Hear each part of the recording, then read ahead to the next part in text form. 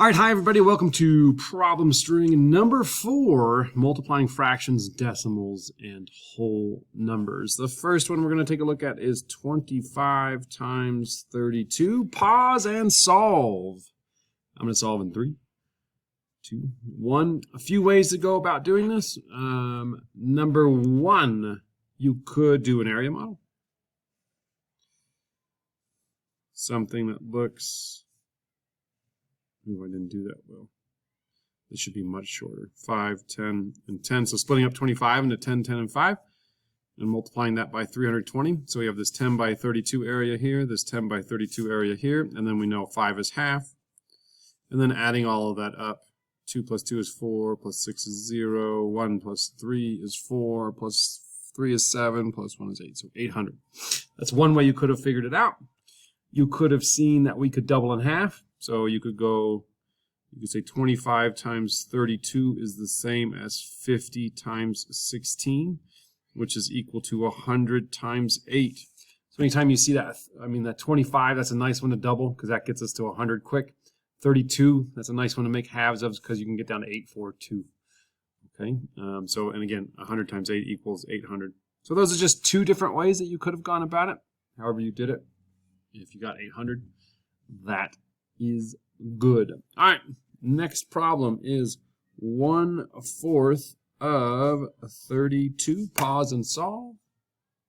All right, I'm going to solve it in 3, 2, 1. So here, if I looked at 1 of 32, we want to find a fourth. A fourth is if we have something twice. So we could divide 1 by 2 to get 1 over 2.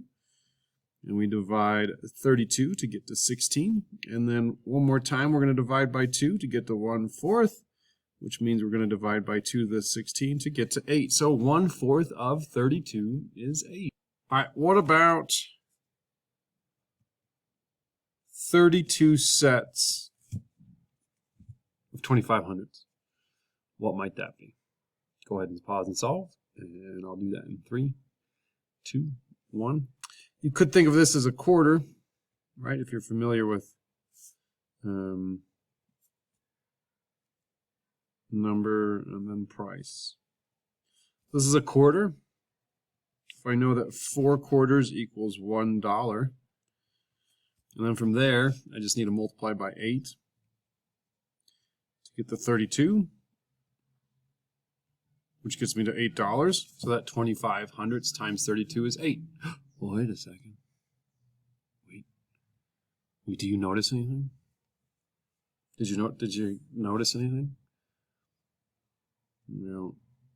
What does 25 hundredths also equal? It equals 1/4.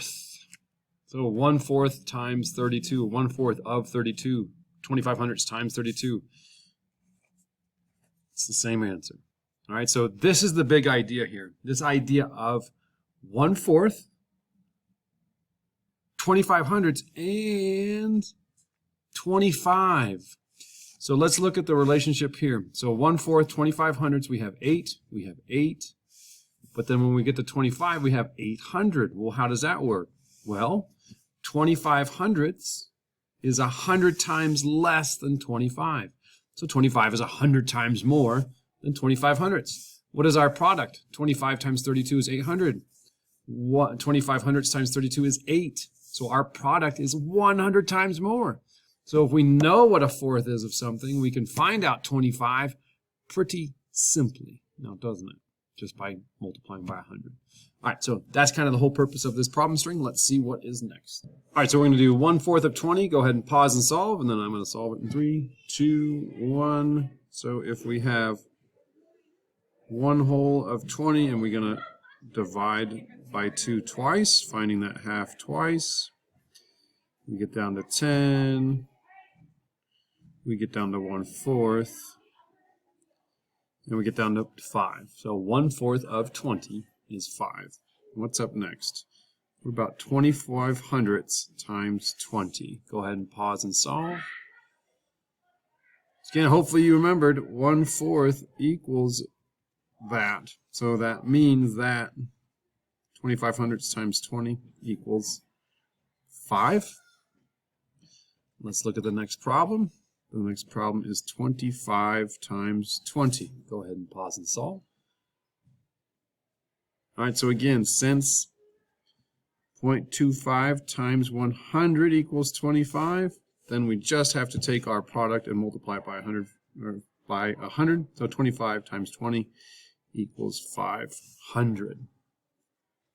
If we wanted to think about it by doubling and halving, this goes to 50 times 10, which is, again, 500. All right, let's see what's next. All right, the next problem is 1/4 of 1. Go ahead and solve that in 3, 2, 1. All right, well, you could just think of this as 1/4 times 1, and anything times 1 is 1/4, but we can look at it as a whole, and we're dividing it by 2 to get to a half, and then dividing it by 2 again to get to 1/4. All right, so 1/4 of 1 is 1/4. All right, next one. What about 1/4 times 21, or 1/4 of 21? Pause and solve.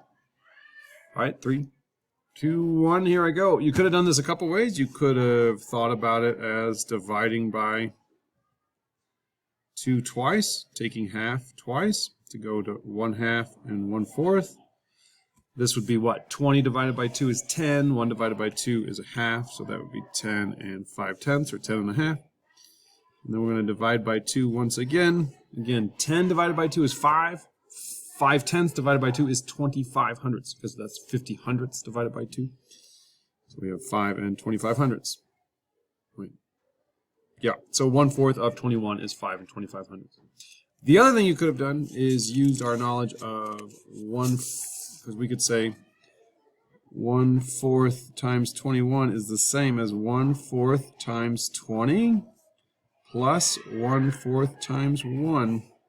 And we had just figured those out as 5 plus 1/2, or 5 1/2, or 5. Oh, wait. No, not a half, Mr. Light, a quarter. All right, so 5 plus 1/4 and 5 1/4. Hi, everybody. That was the final. Underneath, right, how this problem string went, what it is, what's the whole idea behind it.